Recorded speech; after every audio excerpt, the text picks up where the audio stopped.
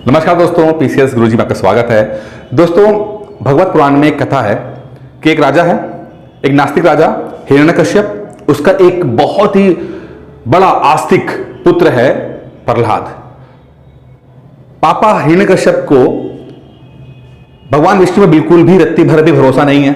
वही जो आपका प्रहलाद है वो बिल्कुल 100% आंख बंद करके भगवान विष्णु पर भरोसा करता है और इस चक्कर में दोनों के बीच में काफी खटपट होती रहती है। एक तरह से बहुत ज्यादा डिफरेंसेस दोनों में आने लगते हैं। शुरू में तो हिरण्यकश्यप अपने बेटे को समझाता है कि बेटा क्या कर रहे हो, जो फैमिली इसे मानती है तो उसको मानो। लेकिन प्रहलाद बोलता नहीं, आप गलत हो, मेरा रास्ता अलग है। डिफरेंसेस बढ़ते जाते हैं और ऐसा वक्त आता है जब हिरण्यकश्यप फैसला करता है कि या तो परिवार के संस्कार बचाने या तो अपना मुझे बेटा चाहिए, और वो परिवार के अपने जो उसके नैतिक मूल्य होते हैं उसके लिए अपने बेटे की कुर्बानी देने को राजी हो जाता है।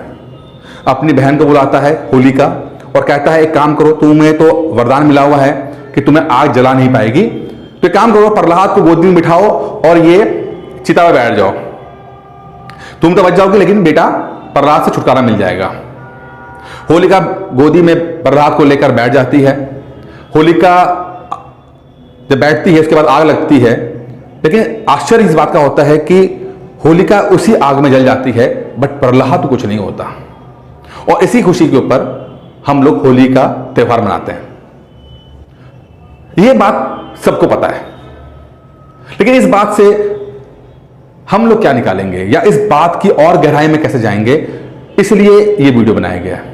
देखिए, आज होली का दिवस है और होली में हमने होली की शिक्षा ना ली तो यह त्योहार फिर पूरा नहीं होता।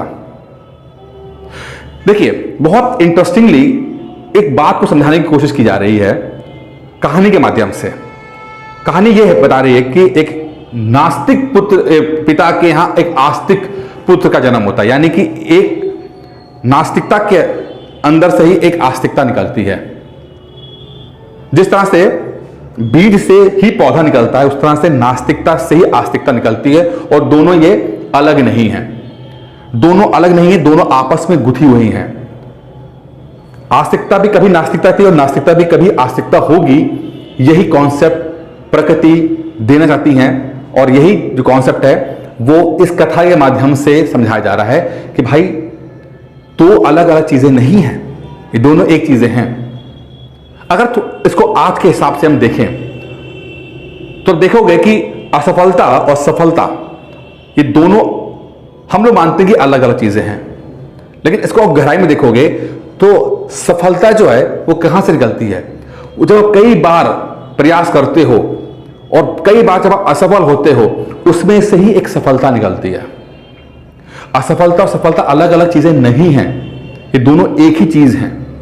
आप कई बार असफल हो गए तब जाके एक बार आप सफल हो गए।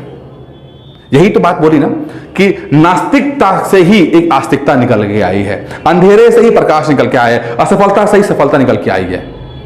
प्रॉब्लम यह है कि हमारा पूरा फोकस ये रहता है कि है ना, हम लोग हमारा दिमाग बाइनरी में चलता है, 1 और 0 के रूप में चलता है। नहीं, 1 और 0 दो अलग अलग नहीं है, ब्लैक एंड व्हाइट नहीं है। दुनिया ब्लैक और व्हाइट नहीं है, दुनिया ग्रे है।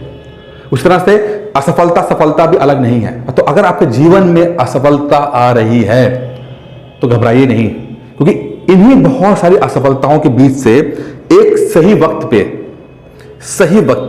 सही प्रयास करने पर ही सफलता निकल आएगी। असफलताओं में से ही आपकी सफलता निकलेगी, पर आपको सही वक्त सही प्रयास की जरूरत है। घबराइए नहीं। अगर आप असफल हो गए हैं, पीछे 3 4 बार 5 बार असफल हो गए हैं, तो भी घबराने की जरूरत नहीं है, क्योंकि यही एक रास्ता है जिससे आप अपनी सफलता को प्राप्त कर पाओगे। बस ये देखना है कि क्या आपने जो प्रयास किया वो सही किया, या आपके प्रयास का सही समय आ गया कि नहीं आ गया। बस दो ही बातें हैं, आपका प्रयास और सही समय। अगर दोनों सही हुए हैं, सही वक्त पे आ गए हैं, आप देखोगे कि लाख असफलता के बाद भी सफलता मिल जाएगी। तो दिल छोटा मत कीजिएगा। अगर अभी तक आप सफल नहीं हुए हैं तो बस लगे रहिए, एक सही वक्त आने पर आप अपने आप सफल हो जाओगे। होली बस यही शिक्षा देने जाती है कि हृदय छोटा मत कीजिए। आप कितने छोटे बालक भी हो, प्रहलाद बहुत छोटा था बालक था, तो अगर वो भगवान का भरोसा रखता है और हिरण्यकश्यप जैसे बड़े राक्षस से भी जी सकता है, तो आप भी जी सकते हो। आप भी अपने जो असफलताओं का राक्षस आपके इर्द गिर्द है उसको हराकर इस आग से ना निकल के आ सकते हो। तो बस थोड़ा सा हिम्मत रखिएगा, अपने धार्मिक किताबों पर भरोसा रखिएगा, उनकी टीचिंग से भरोसा रखिए, बस लगे रहिए, हिम्मत मत हारिए और धीरे धीरे आगे बढ़ते रहिए। एक सही वक्त आने पर आप ऑटोमेटिकली सफल हो जाओगे, पीसेस बन जाओगे। हैप्पी होली दोस्तों।